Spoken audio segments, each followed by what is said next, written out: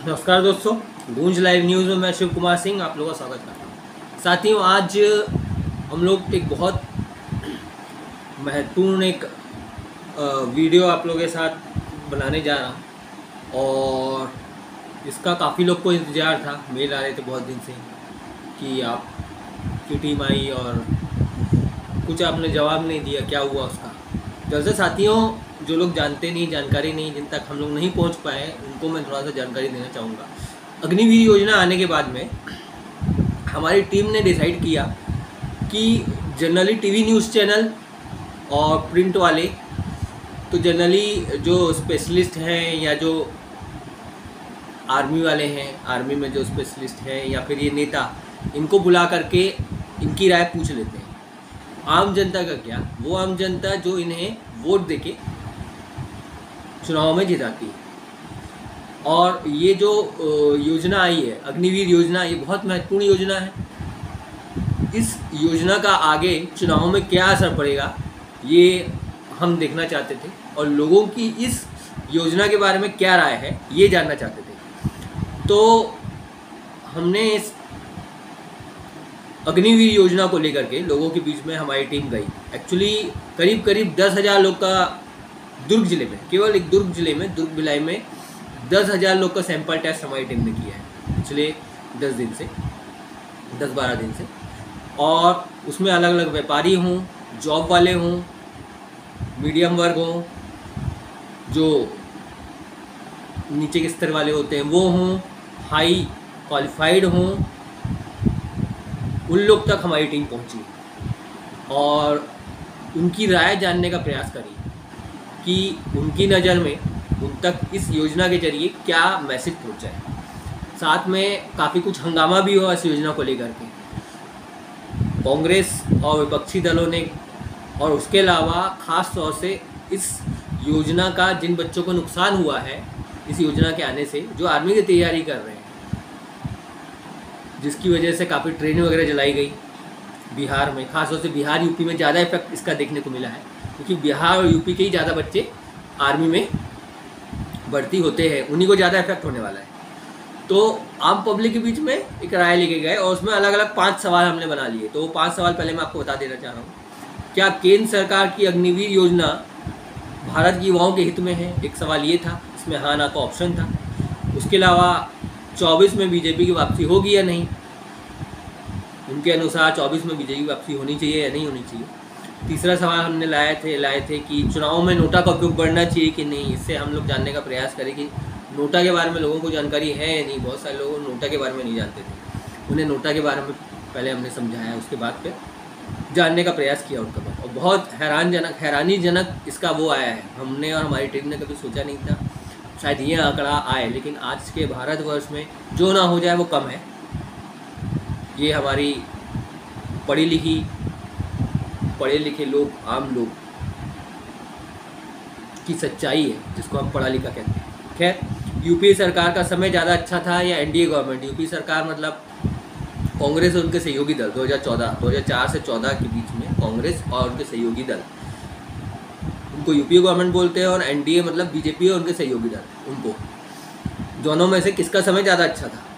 तो उसका एक आंकड़ा आया है। और सबसे ज़बरदस्त प्रश्न ये था कि देश का अगला प्रधानमंत्री कौन होना चाहिए। तो उसमें 4 ऑप्शन हमने रखा।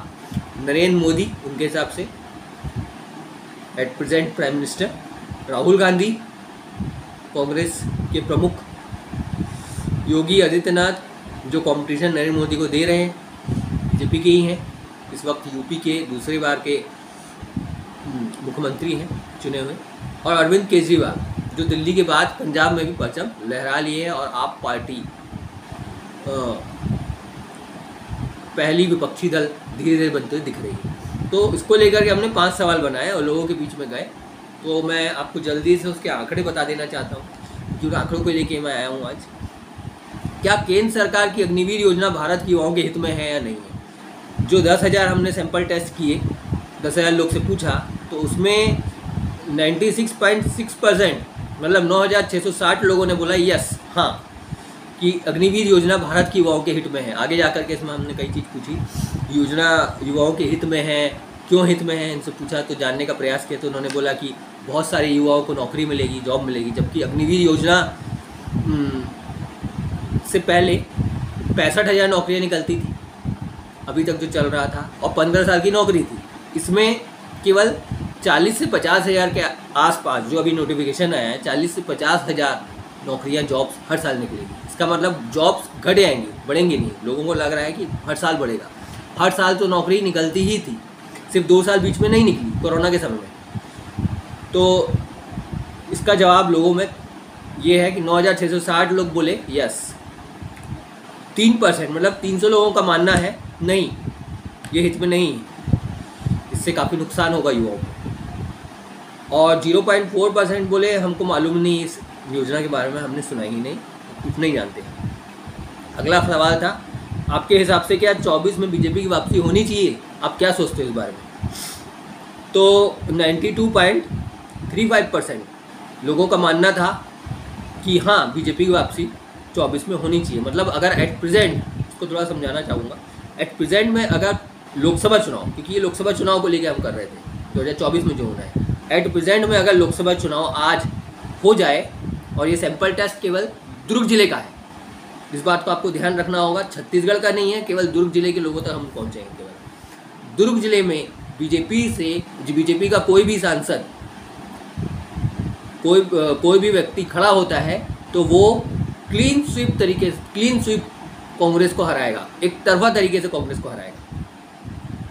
इस वक्त जो पोजीशन बन रही है वो ये बन रही है, 10,000 में से 9,235, 92.35% लोगों ने बोला यस, बीजेपी को वापस आना चाहिए, और 7.5%, 750 लोगों ने बोला नहीं, नो, नहीं आना चाहिए बीजेपी को वापसी। तीसरा सवाल था, चुनाव में नोटा का उपयोग बढ़ना चाहिए या नहीं बढ़ना चाहिए? साथियों, चुनाव में नोटा का उपयोग बहुत सारे लोग नहीं जानते थे, और हमारे लिए काफ़ी हैरानजनक था कि हम ये तो जानते थे नोटा के बारे में ज़्यादा जानकारी नहीं होगी, लेकिन ये आंकड़ा आएगा निकल के, ये नहीं मालूम था। तो नोटा के बारे में थोड़ा पहले बता दूं, शायद आप भी ना जानते हो। बीजेपी और कांग्रेस, कोई मान लीजिए आपके ज़िले से, दुर्ग जिले से, बीजेपी और कांग्रेस में से कोई भी एक कैंडिडेट खड़ा होता है, और आपको ऐसा लग रहा है दोनों ही कैंडिडेट हमारे लायक नहीं है, ये दोनों मुझे पसंद नहीं है, तो आप नोटा में बटन दबा करके अपने वोट को रिजेक्ट कर सकते हो, और अपनी बात रख सकते हो कि हमें कोई भी कैंडिडेट जो इस बार चुनाव में खड़े हैं ये पसंद नहीं है। अगर 52% वोट अगर नोटा का पड़ता है किसी ज़िले का, तो वो वहाँ उस क्षेत्र का चुनाव रद्द हो जाएगा, फिर से चुनाव, ये नियम है।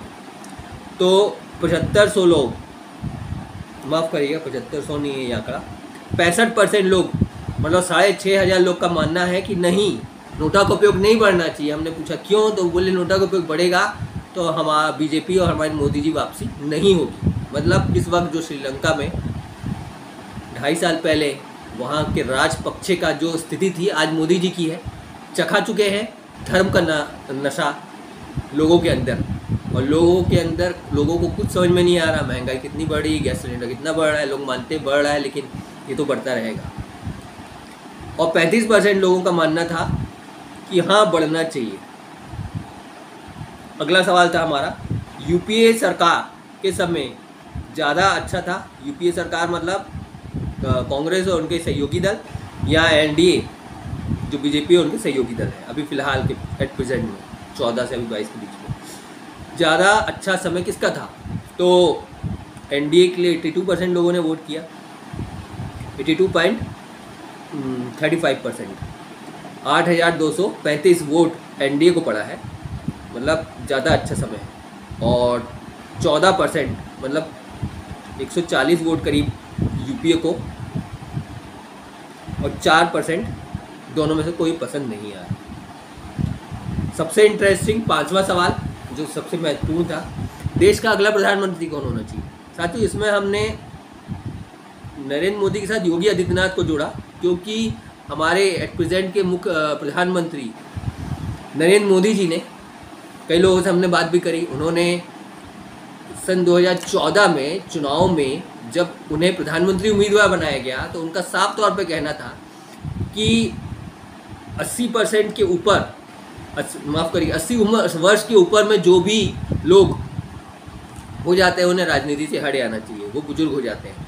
वो लाल कृष्ण अडवाणी के लिए ये बात कह रहे थे।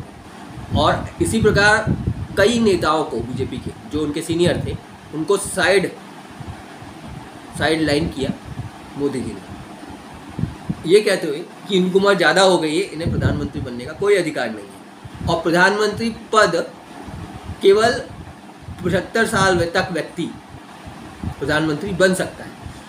तो हमने सोचा कि इस वक्त मोदी जी की उम्र 72 साल हो गई है, तो लाजमी है 2.5 साल बाद अगले चुनाव है, लोकसभा चुनाव, उस वक्त 75 के हो जाएंगे मोदी जी। कायदे से सिद्धांतिक रूप से मोदी जी को अगले चुनाव में प्रधानमंत्री पद के लिए हट आना चाहिए और जो भी अगला उम्मीदवार रहता है जो पब्लिक को पसंद है, पब्लिक के बीच में लोकप्रिय है, अभी फिलहाल तो पब्लिक के बीच में अगर बीजेपी में कोई लोकप्रिय दिख रहा है तो योगी आदित्यनाथ है, तो योगी आदित्यनाथ जी को मौका देना चाहिए। वो भी हिंदू एजेंडे को लेकर के साफ तौर पर वही बात कहते हैं जो मोदी जी है, और बल्कि 2 कदम आगे बढ़ के काम करते हैं। बुलडोज़र बाबा उनका नाम रखा गया है, तो हिंदुत्व एजेंडा को ज़्यादा अच्छे तरीके से मोदी जी से ज़्यादा अच्छे से योगी आदित्यनाथ चलाएंगे। तो हमने कहा योगी आदित्यनाथ को एक ऑप्शन रखा जाए और साथ में राहुल गांधी कांग्रेस के और अरविंद केजरीवाल। तो इसमें हमको जो रिजल्ट मिला है यहाँ भी हमको थोड़ा सरप्राइज़ हुआ, क्योंकि हमको ऐसा लग रहा था योगी आदित्यनाथ जी को लोग पसंद कर रहे हैं, पसंद तो कर रहे हैं, लेकिन मोदी जी इतने आगे हैं ये नहीं मालूम था। 95.89% मतलब 9,589 लोग ने मत से नरेंद्र मोदी अगले प्रधानमंत्री होने चाहिए और योगी आदित्यनाथ अभी काबिल नहीं है लोगों के हिसाब से। हमने बराबर पूछा योगी या मोदी जी, लोगों ने बोला अभी वो इतने काबिल नहीं है, वो देश को नहीं संभाल पाएंगे, अभी उन्हें मुख्यमंत्री बने रहना चाहिए, या फिर कई लोगों ने तो ये कहा कि वो डायरेक्ट हमला करते हैं, उससे देश का बैलेंस बिगड़ेगा वगैरह वगैरह, ऐसे बहुत सारी तर्क दिए। तो 3.1% लोगों को मानना था, मतलब 301 लोगों ने वोट दिए योगी आदित्यनाथ को, सेकंड नंबर पर फिर भी रहे, और 1.1% 110 लोगों ने करीब केजरीवाल को वोट दिया। 0% लोग, मतलब एक भी आदमी ने राहुल गांधी को वोट नहीं दिया। तो राहुल गांधी जी की स्थिति यही है देश भर में। आज एक आदमी नहीं मिला हमारे ज़िले में जिनसे हमने पूछा 10,000 लोगों में जो उन्हें बोला हो कि हाँ ये प्रधानमंत्री पद के उम्मीदवार हैं। हो सकता है राहुल गांधी की जगह अगर मनमोहन सिंह वगैरह किसी को रखा जाता तो हो सकता है वोट पड़े आता। लोग बोलते, कुछ लोग बोले भी हमें मनमोहन सिंह को रखना चाहिए था, वो होशियार समझदार आदमी है, मैच्योर है। तो जो भी हो, जो भी बनाया गया सोच समझ के बनाया है अगले राजनीति को देखते हुए। तो ये बहुत इंटरेस्टिंग आंकड़ा आप लोग के सामने मैं लेके आया हूँ। बहुत दिन से मुझे भी इंतज़ार था, कई लोगों का भी इंतज़ार था कि इसका क्या रिज़ल्ट आता है। फ़िलहाल में 95% लोग मानते हैं कि ये जो अग्निवीर योजना आई है ये बहुत बेहतरीन है। ये जो हमको एक सामने आंकड़ा आया है ये भारत के लिए बहुत, और भारत के युवाओं के लिए बहुत खतरनाक है। और इस योजना ये कितनी घातक है, क्या अच्छा है, इसको लेकर के मैंने पहले वीडियो बनाए हैं। हो सके तो थोड़ा सा कष्ट करके उस वीडियो को देखें, ये क्यों ख़राब है, हमारे तर्क क्या है इसमें, क्या इसमें नुकसान है। और प्रयास यही है कि अभी आर्मी वालों तक हम लोग पहुँचे, आर्मी वालों तक पहुँच करके उनको लेकर के एक वीडियो बनाए, उनको लेकर के भी वीडियो बना रहे हैं ताकि वो सही रूप से बता सके। ये तो आम जनता की राय थी जो हमने जानी, जिनको ये सब से कोई ज़्यादा मतलब नहीं है, इनको इनके तक पहुँचने का हमारा मकसद केवल एक था कि वोट आगे जाके इसका कुछ वोट का कुछ असर पड़ेगा, इस योजना से क्या वास्तव में आम जनता में गुस्सा है, नाराज़गी है। तो हमें नाराज़गी पूरी तरीके से कुछ भी नहीं दिखी, लोगों में कोई नाराज़गी नहीं है, बल्कि वो मोदी जी के हाँ में हाँ मिलाने को तैयार है। तो और दूसरा मैसेज ये जाता है कि विपक्ष अब ख़त्म हो चुका है, विपक्ष को अब कुछ ऐसा सोचना होगा, ऐसा कुछ करना होगा ताकि वो मोदी और उनकी टीम को 2024 में चैलेंज दे सके, वरना तो इस देश को बचा पाना बहुत मुश्किल ही नज़र आ रहा है। लोगों के दिमाग, लोगों की बातों करने, लोगों के बात करने के ढंग से काफ़ी चिंता होती है भविष्य की। हमें लगता है कि ये देश श्रीलंका जैसा हाल ना हो जाए और जब सड़क पर आप लोग आ जाओगे, जब आपके बच्चे को दूध नहीं मिलेगा और दूध मिलेगा तो 1000 रुपये लीटर मिलेगा, तब आपको इसकी सच्चाई पता चलेगी कि ये देश के भगवान है या देश के व्यापारी आदमी है। अभी फ़िलहाल के लिए इस वीडियो से मैं रुखसत होता हूँ, आगे फिर आऊँगा। अभी के लिए मुझे इजाज़त दीजिए। मैं शिव कुमार सिंह, नमस्कार।